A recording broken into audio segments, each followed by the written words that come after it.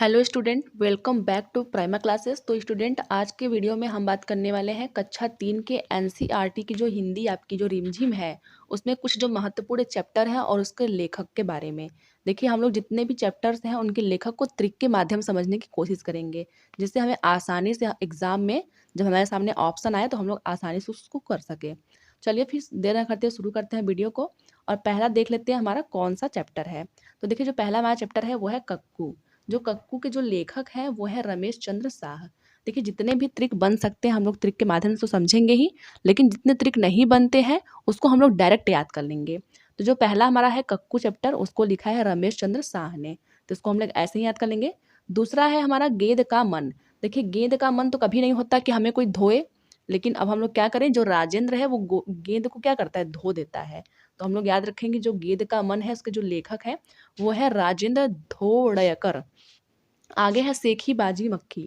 तो देखिए, सेखी बाज जो मक्खी है उसके जो लेखक है वो है योगेश जोशी।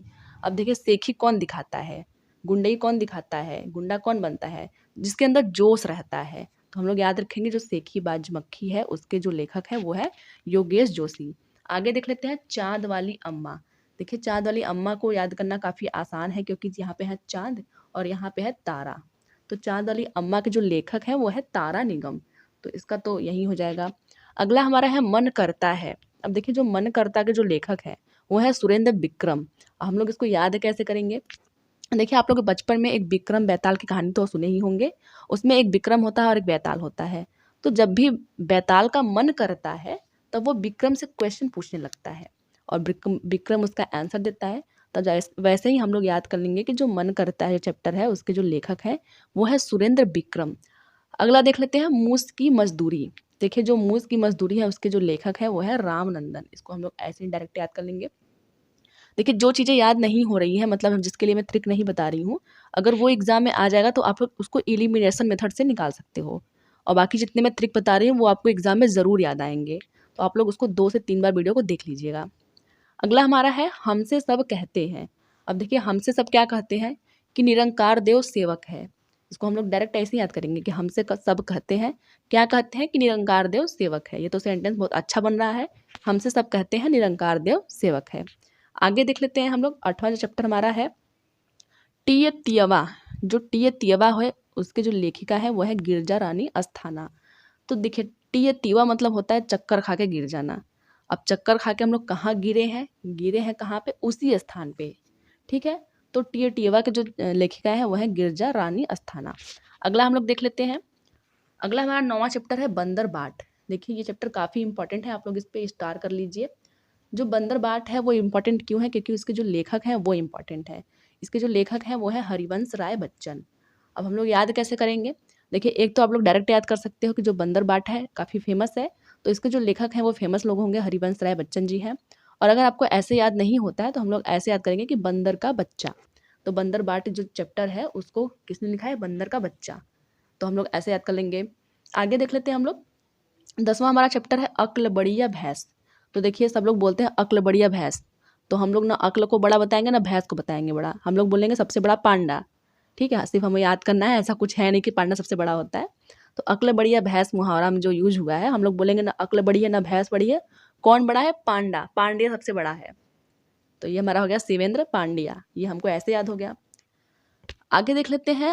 अगला हमारा चैप्टर है कब आऊँ। देखिए, अगर आपसे कोई पूछता है कि कब आऊँ तो आप क्या बोलोगे, देर से आना। ऐसे तो कभी नहीं बोलोगे, आप बोलोगे कि राइट समय पे आना। तो हम लोग आर से बोलेंगे राइट और एस से बोलेंगे समय। तो त्रिपाठी जी पूछते हैं कि कब आऊँ, तो हम लोग बोलेंगे राइट समय पे आना त्रिपाठी जी। तो ये हमारा ऐसे याद हो गया। आगे देख लेते हैं हम लोग। अगला हमारा चैप्टर है क्योजीमल और कैसे कैसलिया। देखिए, काफ़ी अटपटा सा नाम है इसका, क्योजीमल और कैसे कैसलिया। तो इसको जो लेखक है वो है सुवीर शुक्ला। इसको हम लोग ऐसे ही याद कर लेंगे। अगला हमारा है कि सर्दी आई। देखिए, जो सर्दी आई चैप्टर है उसके जो लेखक है वो है सफदर हाशमी। जो सफदर हाशमी है, इसके पहले हम लोगों ने पढ़ा है कि वो 2 चैप्टर और लिखे हुए हैं। कौन कौन सा चैप्टर लिखे हुए हैं हम लोग उसको भी दोहराने की कोशिश करेंगे। तो जो आपके ये हैं सफदर हाशमी हैं, वो कौन से चैप्टर लिखे हैं, देखिए, एक तो लिखे हैं छोटी का कमाल और एक लिखे हैं पुराने बच्चे। तो हम लोगों ने कैसे याद किया था कि पुराने बच्चे और छोटी का कमाल देख के सब लोग हंसने लगते हैं। तो अब हम लोग बोलेंगे कि छोटी का कमाल और पुराने बच्चों को देखकर सब लोग सर्दी में हंसने लगते हैं। हमारा सेंटेंस अगला ये हो जाएगा। तो सर्दी आई को लिखे हैं सफदर हाशमी ने। आगे देख लेते हैं हमारा कौन सा है। आगे हमारा है जब मुझको सांप ने काटा। अब देखिए, जब मुझको सांप ने काटा को याद करना तो बहुत ही आसान है, क्योंकि जो सांप है वो किसके पास रहता है, वह रहता है शंकर जी के पास। तो जब मुझको सांप ने काटा, तो उसके जो लेखक है वो शंकर जी हैं। तो ये आपका हो गया। अगला हमारा है मिर्च का मजा। देखिए, मिर्च का मजा कब आता है, जब मिर्च की तीखी धार हमारे जब जुबान पे लगती है तब आता है मिर्च का मजा। तो तीखी धार से हम लोग याद कर लेंगे कि रामधारी, यहाँ धार वाली प्रोनाउंसिएशन आ रही है। तो जब हम लोग जानते हैं मिर्च का मजा तब आता है जब हमारे जो है टंग पे जब तीखी धार लगती है मिर्च की, तब आती है हमें मिर्च का मजा। तो हम लोग याद करेंगे कि मिर्च का मजा जो चैप्टर है उसको रामधारी सिंह दिनकर ने लिखा है। अगला हम बोलते हैं कि सबसे अच्छा पेड़, जो सबसे अच्छा पेड़ है उसको किसने लिखा है, उसको लिखा है जे भारत दास ने। अब देखिए, अगर हमसे पूछेगा कि सबसे अच्छा कौन सा देश है, तो हम कहेंगे अपना भारत सबसे अच्छा है। तो उस वैसे ही हम लोग याद करेंगे सबसे अच्छा तो पेड़ कहाँ पाया जाएगा, जब हमारा भारत सबसे अच्छा है, सबसे अच्छा पेड़ भी हमारे पास पाया जाएगा। तो हम लोग याद करेंगे जो सबसे अच्छा पेड़ है उसको जे भारत दास ने लिखा है। अगला हमारा है पत्तियों का चिड़ियाघर। देखिए, जो पत्तियों का चिड़ियाघर है, वैसे तो चिड़ियाघर पत्तियों का होता नहीं है, वो ईंटों का बना होता है।